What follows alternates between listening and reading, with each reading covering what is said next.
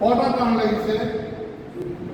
1 2 3 4 5।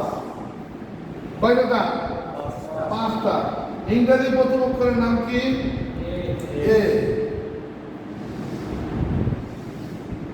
তাই না? কয়টা টান? 3। আমরা তো বাংলায় কথা বলে, আমরা বাংলা বলে খুব সহজ। ইংরেজির থেকে বাংলা কঠিন, আর আরবি সবচেয়ে সহজ। আরবি প্রথম অক্ষরের নাম কি? আলিফ। কয়টা টান? একটা। তাহলে এই একটা টান দিয়ে একটা আলিফ হলো, 3টা টান দিয়ে এ হলো, আর 5টা টান দিয়ে ও হলো। তাহলে সহজ কোনটা? আরবি। কিন্তু আমরা মনে করি আরবি কঠিন।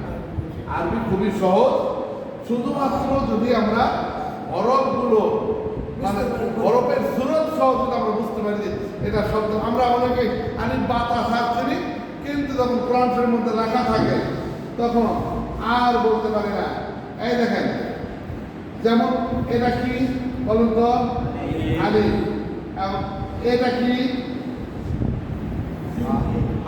হা।